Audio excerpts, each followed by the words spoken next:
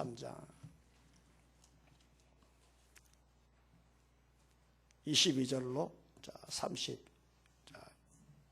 36절까지 교독합니다. 그 후에 예수께서 제자들과 유대 땅으로 가서 거기 함께 유하시며 세례를 베푸시더라.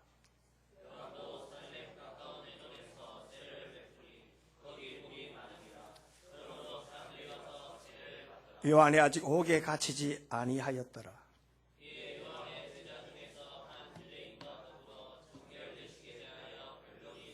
그들이 요한에게 가서 이르되 랍비여, 선생님과 함께 요단강 저편에 있더니 곧 선생님이 정언하시는 이가 세례를 베풀매 사람이 다 그에게로 가더이다.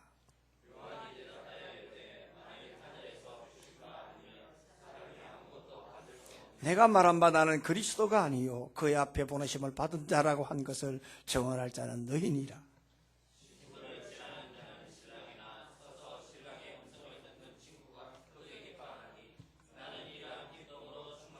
그는 흥하여야 하겠고 나는 쇠하여야 하리라 하니라.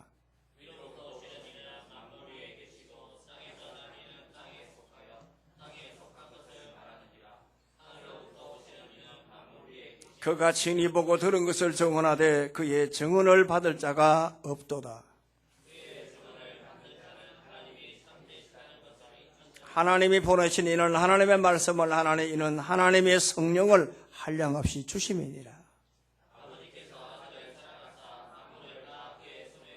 다 같이요.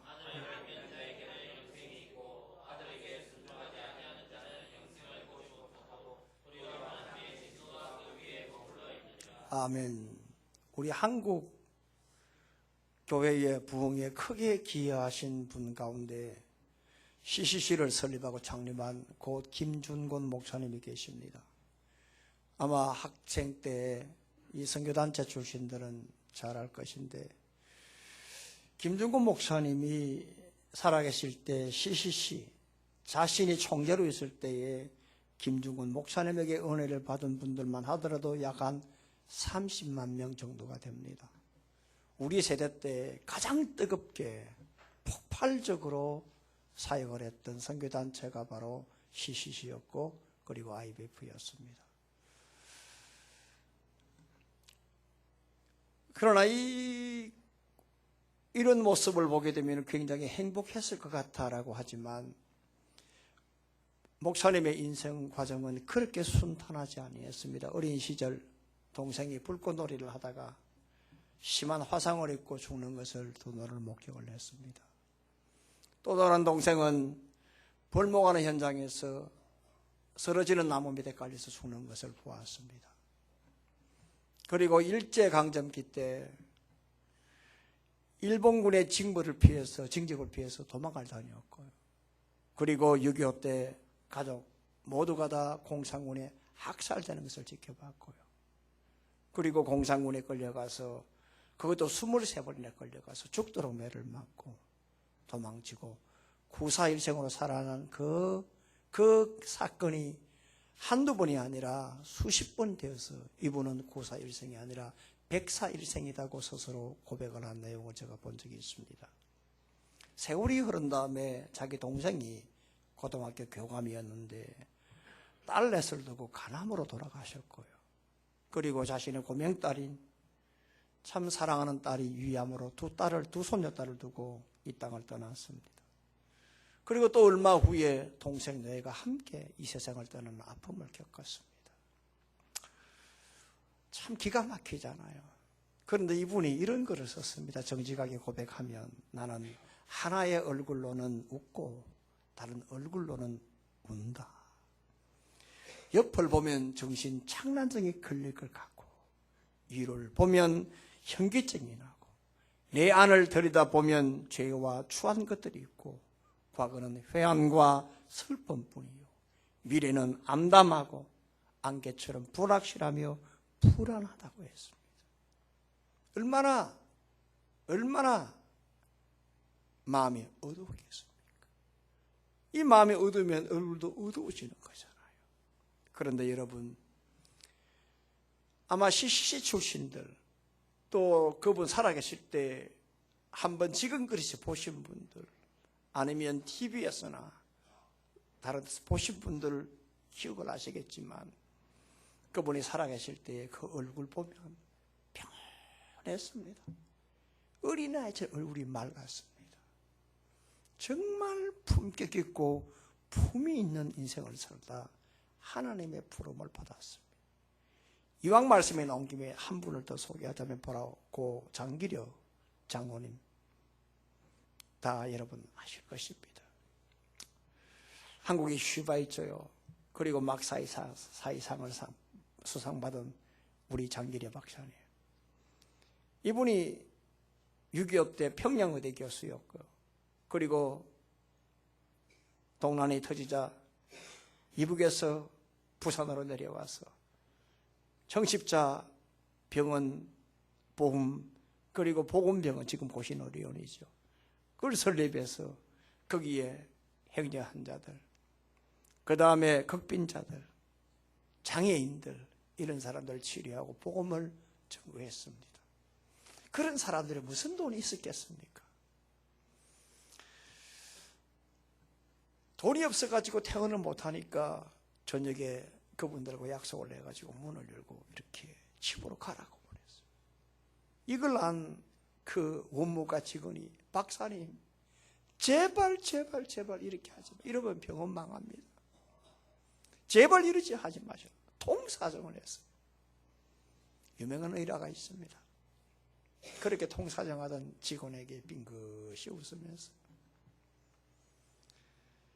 김주임, 돈 없는 사람을 잡아둬가지고 병원이 더 잘 되겠나? 돈 없는 사람은 집에 보내줘야 자기도 편하고 우리 병원도 좋지. 빙긋이 웃으면서. 멋지잖아요? 그죠? 품위가 있잖아요? 여러분, 우리가 품격 인생 얘기를 자주 하는데요. 저 사람 품위가 있다. 참 품격 있는 인생이다. 지금 이 세상이 그런 세상으로 가자는 게 아니에요. 주 52시간 근무하자. 이게 뭡니까? 저녁 있는 삶을 살자. 품격 있는 삶을 살자. 이 말 아닙니까? 그죠?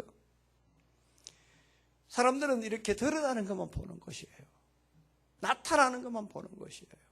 좋은 옷을 입고, 좋은 차를 타고, 좋은 집에 살고, 좋은 환경에 있으면 품격 있는 인생을 산다라고 얘기를 하고요.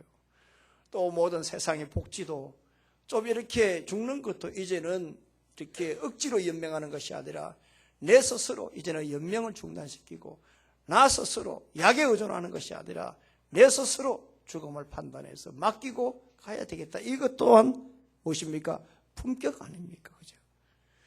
인생의 모든 지금 이제 세상의 흐름은 이런 품격 위주로 가고 있습니다. 트렌드가. 그러나 진정한 품격은 눈에 보이는 드러나고 나타나는 것이 아니라 우러나는 것입니다. 속에서 우러나오는 겁니다. 이 우러나오는 것은 바로 뭐냐? 신앙입니다. 제 아무리 좋은 환경에서, 제 아무리 주 52시간에, 제 아무리 이러한 여러 가지 이 연명에 대해서 이런 왈가왈부하지만 진정한 품격은 속에서 우러나는 바로 뭐냐? 사람의 외모에서, 겉에서 나타나는 것이 아니라 속에서 우러나는 것입니다. 따라서 여러분, 이렇게 우리 속에서 우러나는 이것이 바로 뭐냐? 우리의 신앙이다라고 하는 거죠. 그래서 이렇게 우리의 신앙이 꽉 차 있으며 이것이 이렇게 스물스물 이렇게 우러나올 때에 저분이 참 품격이 있다. 참 멋지다. 정말 원더풀하다. 저분이 진짜 품 있는 인생을 살고 있다. 저 교회가 진짜 품격 있는 교회다 라고 하는 그런 인정받는 그러한 나 자신과 우리와 우리 교회가 될 줄로 믿습니다. 이런 품이 있는 인생, 품격 있는 삶, 그리고 참으로 고부가가치를 나타낼 수 있는 우리 하누리 교회들 되기를 예수님의 이름으로 축복합니다. 그러면 품격이 있는, 품이 있는 이런 인생을 살려고 하면 제일 먼저 질투하지 말아야 합니다. 질투하지 말자는 거. 남 잘 되는 거에 대해서 배아파하지 말고, 그래. 당연히 저분이 할 수 있으니까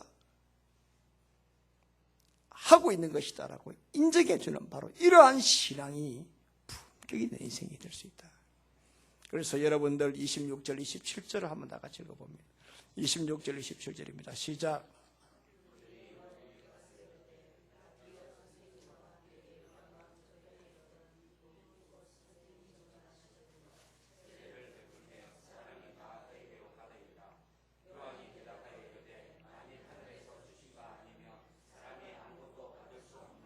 아멘.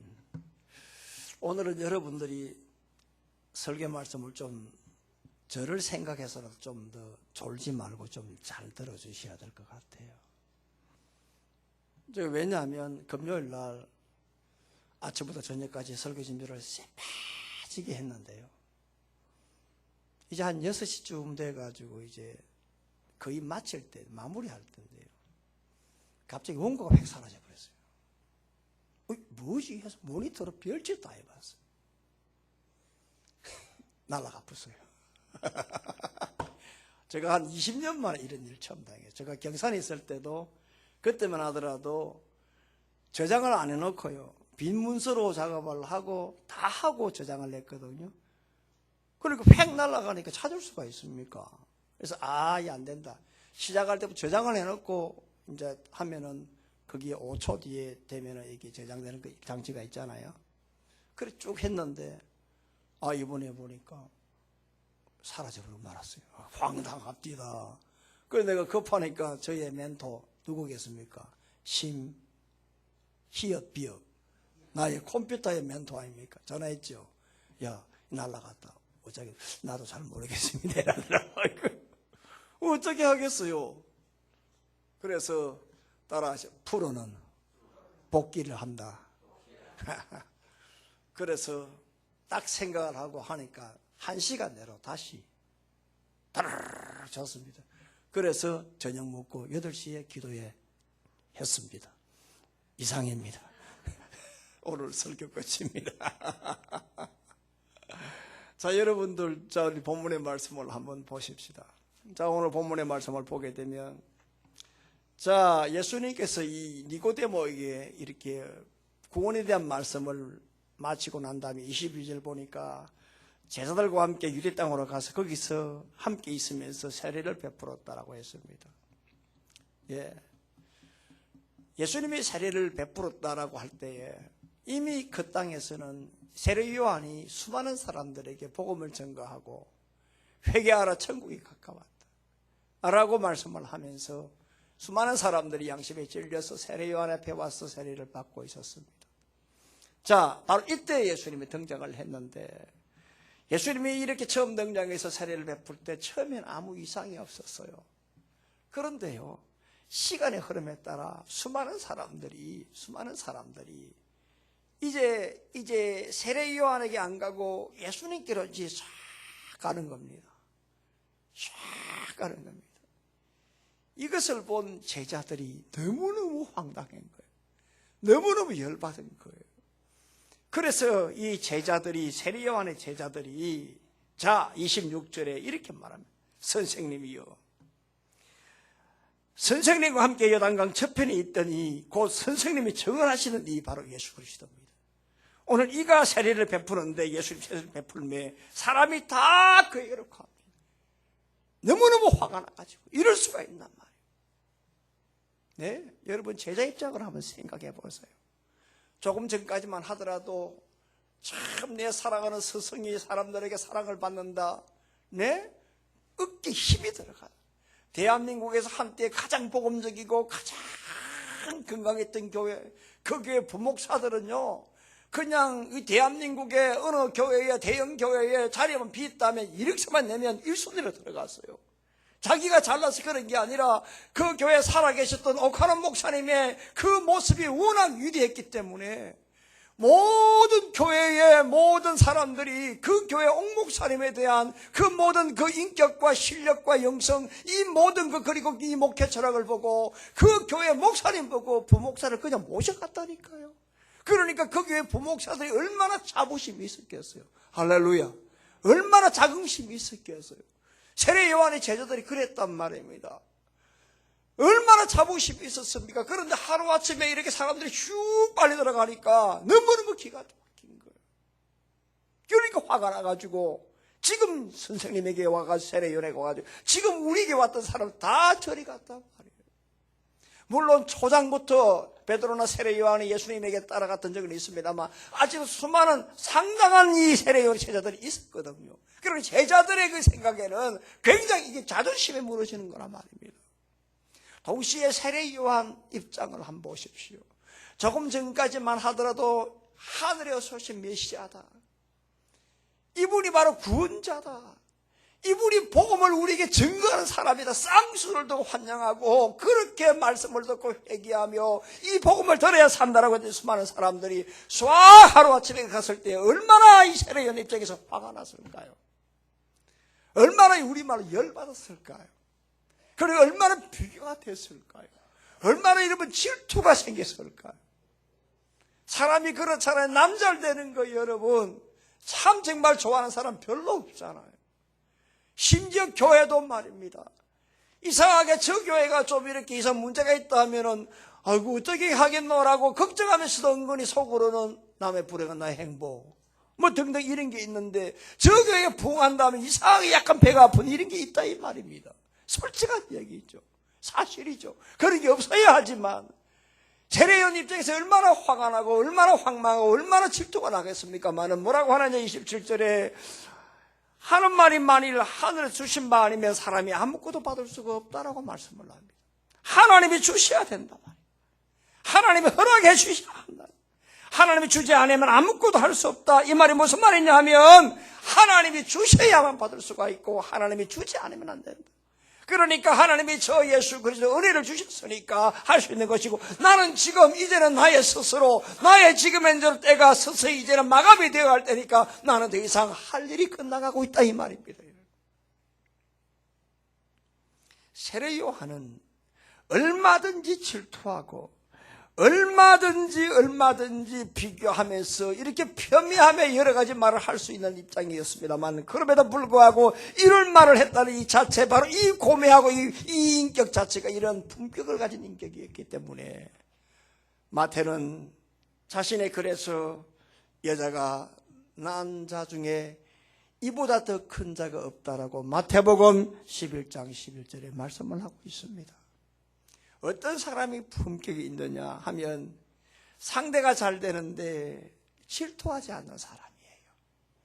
상대가 커나갈 때 그래 똑같은 입장에서 볼 때는 도토리 키재기지만 위에서 보게 되면 아무것도 아니다. 제가 어제 어느 분에게 그런 말을 했습니다. 마산에 있는 어느 모교회 임직식 가면서 제가 그런 말을 했습니다.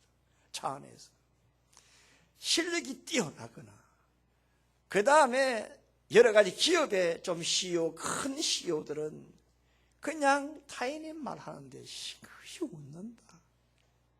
싱긋이 웃는다. 난쟁이 몇 명이 모여 도토리 기저귀 할 때는 네가 올래 내가 올래 하지만 실력이 뛰어나거나 아니면 능력이 있는 사람들은 타인들의 말할 때 싱긋이 웃는다.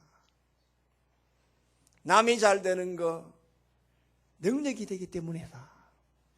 남이 잘 사는 거 하늘에서 복을 주셨기 때문이다. 바로 인정하는 겁니다. 하나님이 주셨기 때문에 받는 거라 이 말이에요. 아멘. 하나님이 주지 않으면 못 받는 거란 말이에요. 이걸 인정할 때에 여러분 나 인생 자체가 품격이 있습니다. 사랑하는 여러분 사울과 다윗을 한번 비교를 한번 해보세요.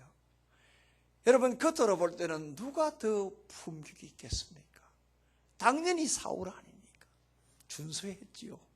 미남이었지요. 키가 얼마나 큰지 같이 서면 다른 사람들이 자기 어깨밖에 오지 않았습니다. 그리고 아버지가 암나기를 잃어버렸다고 찾으러 가라 했을 때에 그가 사흘 밤낮을 찾다가 안 되니까 돌아가자라고 했을 때에 선견자에게 물어보자 했습니다. 선견자에게 물어보자. 그 신앙의 태도 한번 보십시오. 왕으로 간택할 때 나는 아직 그릇이 부족하다 하며 쌀 뒤지듯이부터 그 겸손한 태도 한번 보십시오. 그리고 왕이 되고 난 다음에 전쟁을 치를 때에 몇 차례나 적군을 물리쳤던 그 지략을 보십시오. 그 능력을 보십시오. 그 리더십을 보십시오. 자, 인물 좋지요. 태도 좋지요. 겸손하지요. 리더십 있지요. 전략 있지요. 다 갖췄지 않습니까? 그런데 여러분 보십시오. 어느 날 그 조그마한 쫄병 보십시오. 이 쫄병이 그 다윗이 자기 사위를 만들어. 어느 날 골리앗을 때려 부수고 걸어오는데 사람들이 뭐라고 하느냐 하니까 다윗은 만만이요 사울은 천천히라 했단 말입니다. 이때부터 사울의 마음에 꽈리가 털려지기 시작했어요. 그때부터 사무엘상 22장을 보게 되면 뭐라고 하느냐, 그날 이후로 사울이 다윗을 주목하였더라. 이놈 보자 이 말입니다. 결국 겉으로 볼 때 얼마든지 품격이 있는 품이 있는 그런 인생을 살아야 하는 사울이지만 그 심성 자체의 꽈리 때문에 결국 이렇게 여러분 품격 있는 인생을 살지 못했던 이 사실을 성경은 말씀을 하고 있습니다. 제가 이 말씀을 생각하면 꼭 생각나는 사람이 있는데 모차르트입니다. 이 모차르트도 여러분 아시겠지만 이 오스트리아 궁중악사 출신인데 거기 궁중악사 가운데 이 살리에리라고 하는 이 선배 궁중악사가 있었어요. 자기가 최고인 줄 알았어요. 이분 신앙도 있었어요. 굉장히 능력 있는 그런 악사였어요. 이 모차르트가 이렇게 나타나기 전까지는 최고의 인물이었고 인정을 받았어요. 그런데 어느 날 모차르트가 나타났어요. 그러면 참 능력 있는 이 후배가 나타나면 인정하고 키워주면 자기도 같이 덕을 보는 거잖아요. 그런데 비교했어요. 앞길을 막았어요. 더욱이 이 사람 신앙이 있었기 때문에 이렇게 기도해서 하나님, 왜 나에게는 저 시커먼 저 후배 같은 저러한 이 은사를 나에게는 왜 주지 않았습니까? 지금 가지고 있는 은사도 대단한데 이것을 가지고 사용해야 됨에도 불구하고 후배에 대한 그 은사를 자기에게 왜 안 준다고 이 지금의 너를 비판하고 비교하다 보니까 정신병에 걸렸어요. 결국 미쳐서 죽고 말았어요. 사랑하는 성도 여러분, 성경은 말이에요, 우리 기독교는 말이에요, 한마디로 따라하십시다. 세워준다. 세우는 종교입니다. 사도행전 19장 보게 되면 바울이 그들을 떠나 제자들을 따로 세우고 했어요. 다시 말하면 에베소에 가가지고 그 제자들을 따로 세웠다고 했습니다. 그리고 안디옥 교회에서 안디옥 교인들이 바울을 선교사로 파송할 때 따로 불러 세워서 안수해서 보냈다고 했습니다. 기독교는 뭡니까? 비교하는 그러한 종교가 아닙니다. 질투하는 종교가 아닙니다. 기독교는 뭡니까? 배려하고 세우고 존귀하게 만들어서 품격의 인생으로 만들어주는 것이 바로 종교요 기독교입니다. 여러분 품위 있는 인생 살고 싶습니까? 품격 있는 인생 살고 싶습니까? 서로 세워주십시오. 할렐루야. 비교하지 마세요. 질투하지 마세요. 서로 세워주고 서로 배려해서 여러분 교회 본질 여러분 깨뜨리지 마시고 아름다운 교회, 아름다운 인생, 품 있는 인생으로 살기를 예수님의 이름으로 축복합니다. 또 한 가지는 신앙의 분수를 알아야 됩니다. 따라하십시다. 기독교인은 산수를 잘한다. 산수가 뭡니까? 분수 아닙니까? 네. 네. 기독교인은 구구도 잘해야 됩니다. 주제 파악을 잘하니까. 주제 파악을 잘하니까. 기독교인은 뭡니까? 산수도 잘해야 돼요. 분수를 알아야 되니까. 자, 28절입니다. 28절 시작.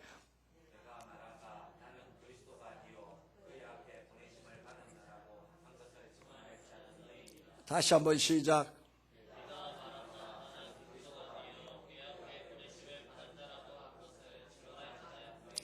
지금 세례 요한의 제자들이 너무 화가 나가지고 스승에게 찾아가서 모든 사람들이 예수님께 갑니다라고 했을 때에 이때의 세례 요한이 뭐라고 했느냐 하면요, 나는 그리스도가 아니요 그 앞에 보내심을 받은 자라고 정언한 것을 바로 라고 정언한 것을 너희들에게 이미 이야기했다고 말씀을 합니다. 나는 그리스도가 아니다. 나는 구원자가 아니다. 나는 단 하나 메시아로 오시는 바로 예수님을 증거하는 작은 소리에 불과하다. 나는 나발에 불과하다. 하나님이 나에게 맡긴 것은 바로 이 작은 소리 역할이요, 이것이 하나님이 내게 준 소명이요 사명이다라고 했어요. 세례 요한은 내가 누구며 자신이 누구며 내가 무엇을 해야 되며 하나님이 나에게 맡긴 일이 뭐냐, 나는 바로 마중물이었고 그리고 뒤에 오실 이가 바로 구원자라고 나발 역할이다 라는 이 분명한 자신의 역할과 선을 알았어요. 이 선을 알았기 때문에 품이 있는 인생으로 살다 갔어요. 반짝한 것 같으나 1년 정도 반짝한 것 같으나 그리고 난 다음에 이 무대 뒤안길로 사라질 것 같으나 이러한 자신의 분수와 자신의 선을 알았기 때문에 자신의 역할을 알았기 때문에 잠깐이 아니라 영원하게 지금도 우리가 기억을 하고 있는 겁니다. 사실 여러분들 갑의 입장에서요, 이 얼 밑에 들어간다는 것은, 포함된다는 것은 굉장히 이것은 여러분 이 사람이 허용하기가 쉽지 않습니다. 자 보십시오. 세례 요한과 예수님을 비교해 볼까요? 먼저 집안을 한번 비교를 한번 해보세요. 그 배경을 한번 보라고요. 세례 요한은 자기 아버지가 사개랍니다. 제사장 집안입니다. 얼마나 여러분 존경받는 집안입니까? 예수님은 어떤 집안입니까? 목수 집안입니다. 비천한 집안입니다. 여러분 비교가 안 되는 겁니다. 여러분 먼저 또한 출생일을 보십시오. 세례 요한은 예수님보다 6개월 먼저 태어났습니다. 여러분 우리 한국의 장유유서가 얼마나 엄격합니까? 1년 선배는 하늘 아닙니까? 유대 장유유서는 한국보다 더 합니다. 서열, 순서 절대로 바꾸지 말아 했잖아요. 여러분 기억하실 건 아니에요. 절대로 순서 바꿀 수가 없어요. 그러니까 세례 요한은 이 지금 6개월 먼저 났습니다만 훨씬 형님이에요. 그러니까 항상 앞서 나가는 거예요. 뿐만 아니라 경건의 훈련 보십시오. 경건적인 보더라도 세례 요한은 이미 광야에 살았어요. 메뚜기와 석청을 먹었어요. 그리고 난 다음에 짐승 가죽옷을 입고 평생 자기의 그 집을 광야처럼 살았어요. 여러분 이것뿐만이 아니라 사역을 한번 해보세요. 사역을 한번 보더라도 예수님이 공생을 시작할 때 이미 세례 요한은 광야에서 외치는 자의 소리요 복음을 전거했어요. 그때 수많은 사람들이 세례 요한 앞으로 왔어요. 요즘 말로 말하면 여러분 인기가 아이돌 이상이었어요. 여러분 바로 이러한 입장에서 세례 요한이 의뢰 입장이 된다. 여러분 이거 정말 어려워요. 정말 이거 쉽지 않습니다. 그러나 세례 요한은 모든 면 집안이나 그 다음에 이 족보나 그 다음에 어떤 경건이나 사역의 기간이나 모든 것이 앞섰지만 자신은 자신의 역할, 자신의 선, 자기가 해야 할 일이 무엇인가를 알았기 때문에 자신은 앞으로 나서지 아니했어요. 그렇기 때문에 잠깐 반짝했으나 자신의 선과 자신의 역할을 알았기 때문에 결국에는 뭡니까? 품격 있는 인생을 살다가 하나님께 부름을 받고 말았던 것입니다. 여러분 다윗을 한번 보세요. 다윗을 한번 보세요. 넘지 말아야 될 선 넘었을 때에 하나님이 얼마나 그에게 굴욕적인 인생으로 몰아가고 있는가. 다윗이 사울에게 10년간 도망을 다녔을 때에 너무너무 피곤할 때 한 8년쯤 됐을 때 너무너무 먹을 것도 생명도 너무 불안한 거예요. 그래서 블레셋의 거기에 가드의 아기스 왕에게 도망을 갔어요.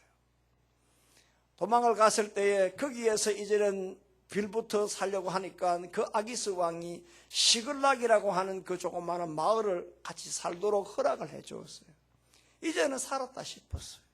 생명도 그 다음 처자식들도 이제는 먹는 것도 제법 이제 숨을 쉬고, 그러나 하나님이 거기는 가지 말아야 될 곳이, 넘지 말아야 될 선을 넘고 말았어.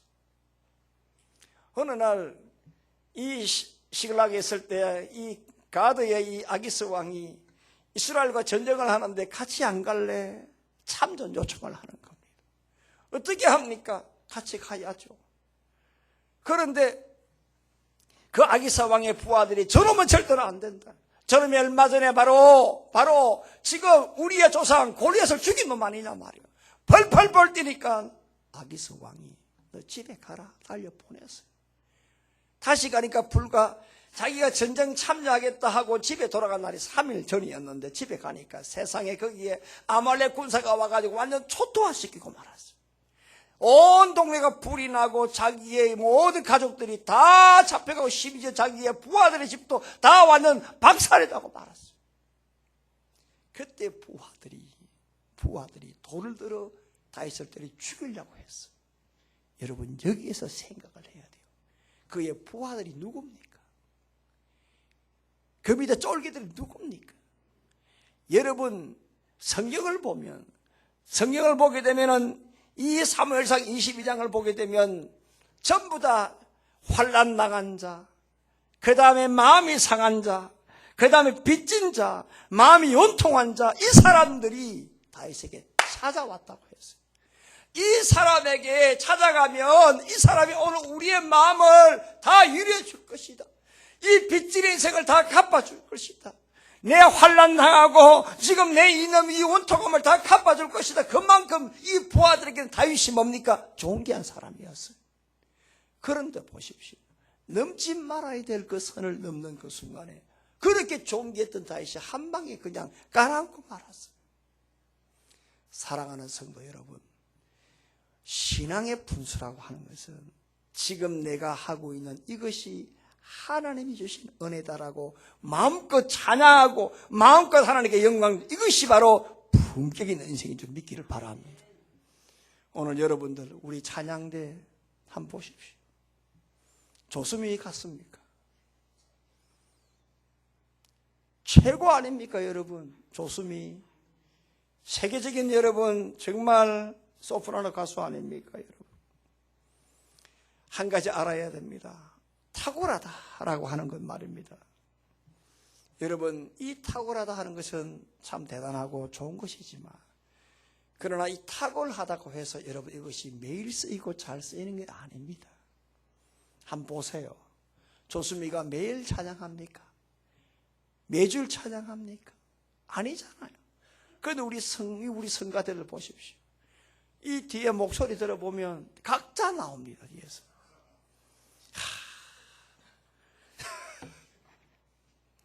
실력이 없으면 연습이라도 해야 되는데 실력도 없지, 시간 관계상 연습도 잘 안 되지 않으니까 각자 소리가 나오는 겁니다.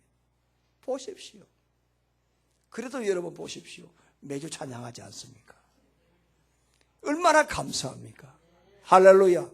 조수미처럼 탁월하지는 않습니다만 매주 찬양하지. 그러니까 결론적으로 볼 때 뭡니까? 조수미가 뛰어납니까? 잘 좋은 겁니까? 내가 좋은 겁니까? 내가 그러니까 분수를 하면 된다는 거예요. 할렐루야. 김민미 지사는 안 그래요?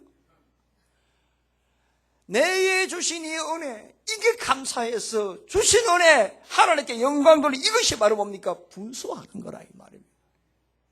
사랑하는 성도 여러분, 그냥 제가 여러분들에게 한 가지 생각이나 하나의 예를 드렸는데 바로 이것입니다. 하나님이 나에게 준 이 선이 있잖아요. 이 선을 넘지 않고 정말 주신 은혜에 대해서 참 감사하다. 세례 요한은 절대로 선을 넘지 않았습니다. 마찬가지로 오늘 나에게 주신 이 은혜, 이것을 알고 여기에서 최선을 다할 때에 하나님께서 우리에게 품이라고 하는 선물을 주시는 줄 믿기를 바랍니다. 성경은 말씀합니다. 말씀의 선 밖으로 넘어가지 말라. 바울이 고린도 교회에 말씀하신 이 말씀을 여러분 기억하셔서 여러분들이 신앙의 선을 넘지 않는 그러한 이 여러분들의 이러한 이 모습으로 품격 있는 인생을 살기를 예수님의 이름으로 축복합니다. 마지막 하나는 겸손하십시오. 겸손해야 됩니다. 29절로 30절을 한번 다 같이 읽습니다. 시작. 신부를 취하는 자는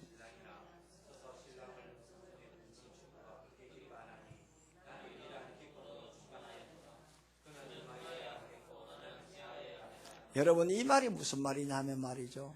유대 나라에서는 대낮에 결혼식이 있을 때 대낮에 이래 찾아오는 사람들은 신랑의 친구들이 다 접대를 합니다. 낮에는. 그리고 이제 결혼식은 이제 저녁에 하거든요. 저녁에. 우리하고 반대잖아요. 우리는 결혼식하고 밥을 먹잖아요. 저 동네는 뭐냐 하면 먼저 식사, 대낮에는 식사를 하고 저녁에 밤에 잔치를 합니다. 뜨거우니까 그래요. 지중해니까. 그래서 이제 낮에 손님이 오면 신랑 친구들이 다 대접을 하고 영접을 해요. 그리고 밤이 되면 신랑이 입장하잖아요. 그러면 신랑의 친구들이 와 영접하고 박수를 쳐요. 신랑 신부로. 그리고 난 다음에 신랑의 친구 역할은 뭐예요? 끝나는 거예요. 끝나는 거예요. 그럼에도 불구하고 뭡니까? 신랑의 친구들은 신랑 때문에 기뻐하고 즐거워한다는 거예요. 아멘. 바로 이 말입니다.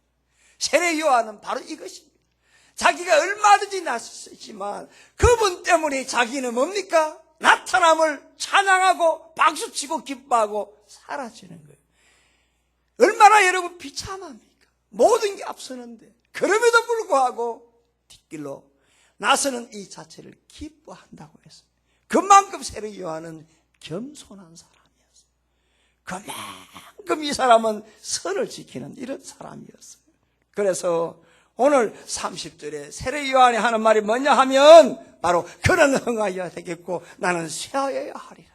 30절을 다 같이 읽습니다. 시작. 그는 흥하여야 하겠고 나는 쇠하여야 하리라 하며 여기 여러분 하겠고 이 말이 데이라고 하는 말인데요. 반드시 뭐뭐 해야 된다. 우리 여기 온 학생들 여러분 이 must be란 말 아시죠? must be가 뭡니까? 명령 강조형 아닙니까? 이 데이 하겠고 이 말은 뭡니까? it must be 명령이 반드시 그분은 흥하여야 하겠고 반드시 나는 쇠하여야 하리라 이 말. 그분이 반드시 그냥 올라서야 되겠고 나는 내려가야 된다. 명령이 의지라 이 말입니다.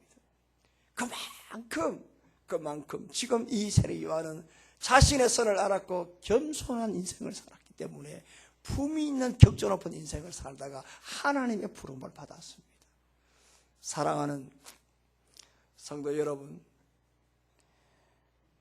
오스트리아의 하이든이 말이죠. 천지창조를 작곡하고 난 다음에 이 했던 그 일화 가운데 유명한 사건이 하나 있었어요. 지금 우리 찬양대가 앞으로 한번 찬양을 하면 좋겠는데 이 찬양을 하려고 하면 연습을 좀 많이 해야 될 것 같은데 이 78장을 보게 되면 저 높고 푸른 하늘과 찬송이 있어요. 지금 78장을 한번 보세요.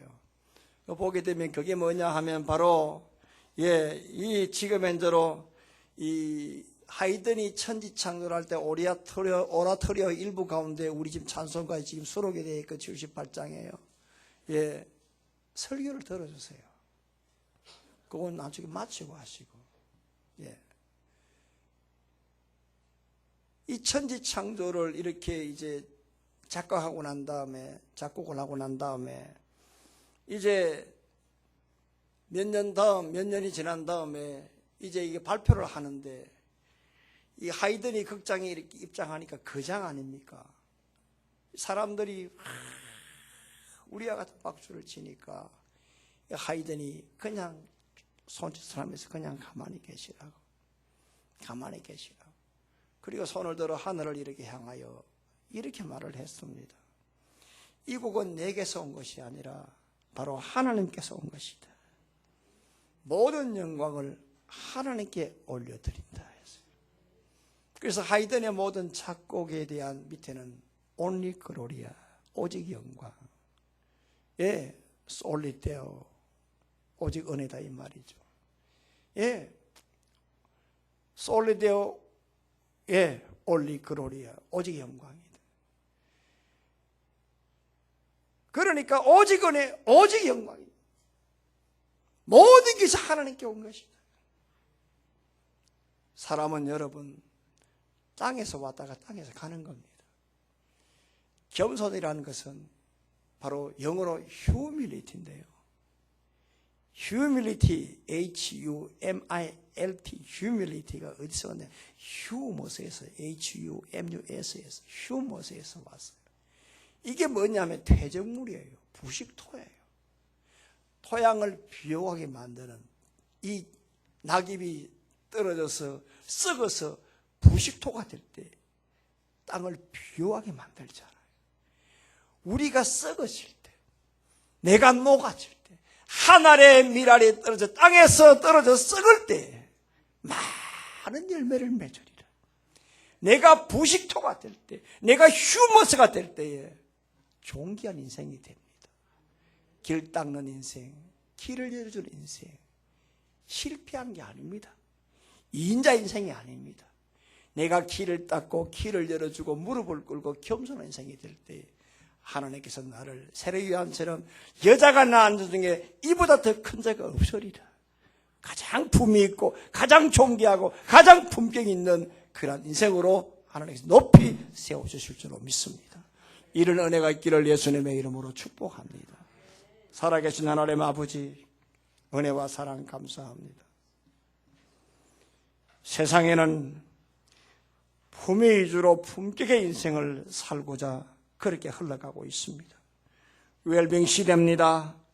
주 52시간 근무를 합니다. 품격 있게 살자 그렇게 기치를 내걸고 있습니다만 그러나 그렇게 사라지는 것은 아닙니다. 품 있는 인생, 품격 있는 인생은 바로 신앙에서 나옵니다. 속이 익어야, 속에서 우러나야 품격이 나타나는 것입니다. 오늘 주신 말씀 그대로 오늘 우리 모두가 다 질투하지 말고 선을 넘지 않고 신앙의 분수를 지키고 하나님 앞에서 내 자신이 누군가를 알고 겸손함으로 우리 모두가 다 품격 있는 인생, 품 있는 인생, 참으로 하나님 앞에 아름다운 인생으로 살아갈 수 있도록 축복하여 주시옵소서. 예수님 거룩하신 이름으로 기도합나이다.